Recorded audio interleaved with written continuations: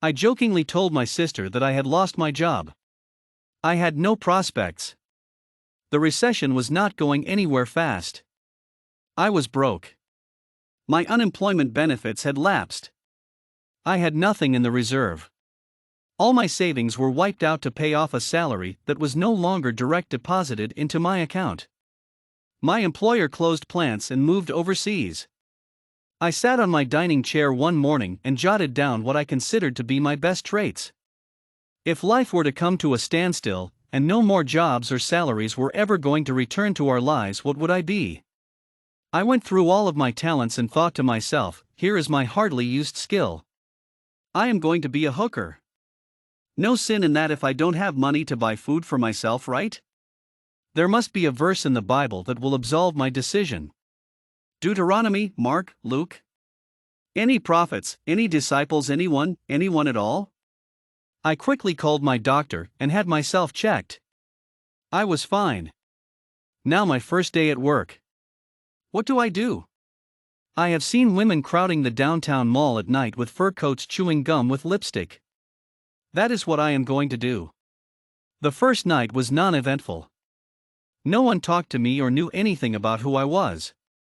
I had one interested guy who slowed down and asked me to join him. Which I did. He told me exactly what to do for him, and I did as told. He paid me $200. I was happy. The following day some dude with a long waistcoat approached me and asked me who I was. I told him my street name. He asked if I had a backer.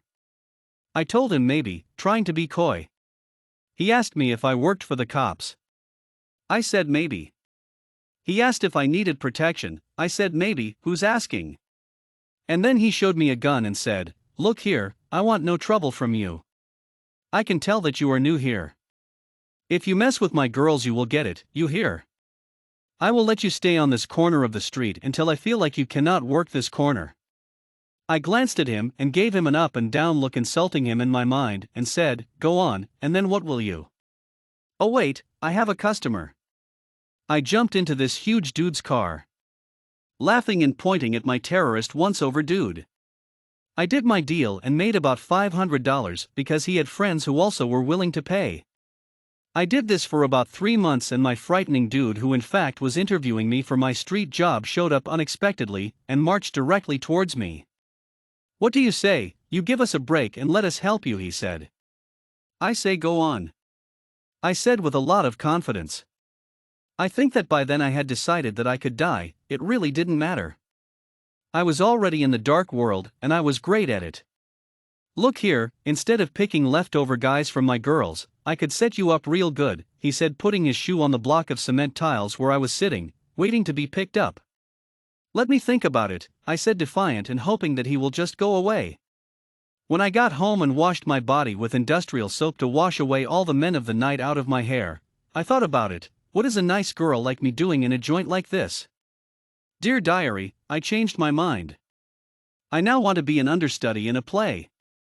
I woke up refreshed and called around if there were theaters that needed an understudy.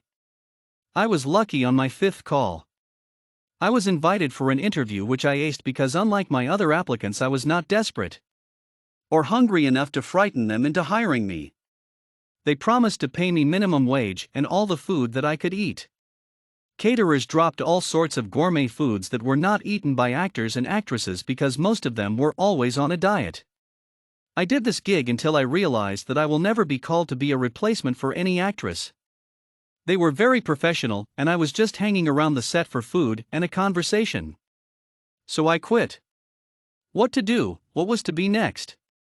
A bakery near my apartment had a hiring sign, which was very rare those days because of the recession.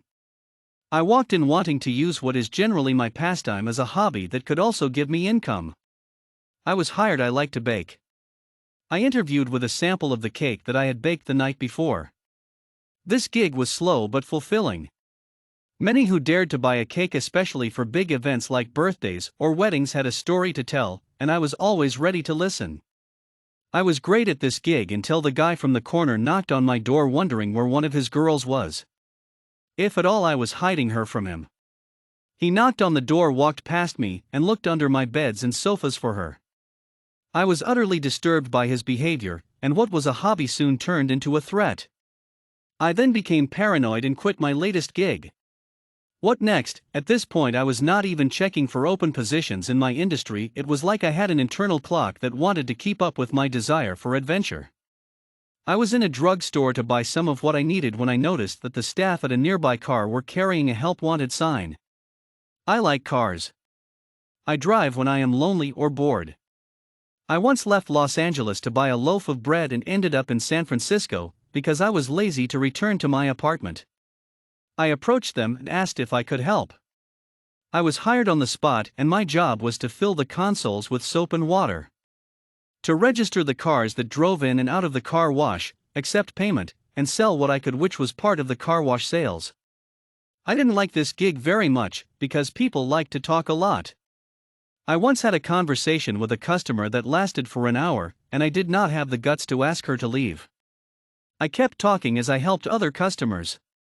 When I went back to my apartment, I was so exhausted and emotionally drained because I rarely like to have conversations with strangers, certainly not for that long, and as a matter of fact, I barely talked to my relatives or family members, so I quit.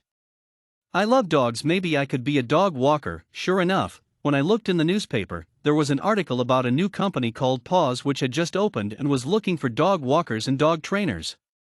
I rushed to apply, and I was hired. The dogs were large. Their poop was even larger, and a lot of it. On my first day, I wore tights which the dog's nails poked into, and my skin was scrapped, and that was not a comfortable feeling. I had about 8 dogs on one walk at some point.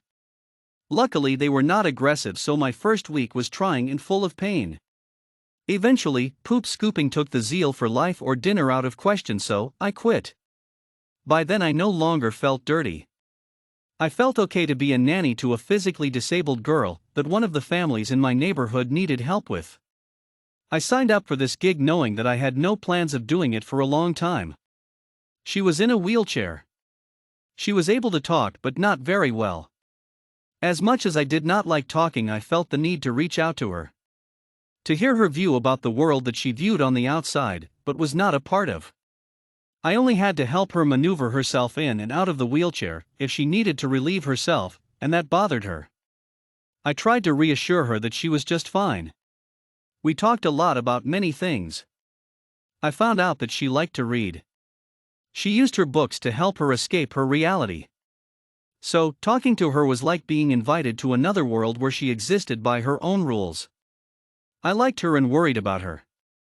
The reason I did not stay longer with her was that her mother told me that her condition was terminal and she had outlived the doctor's predictions, and at any moment she could die.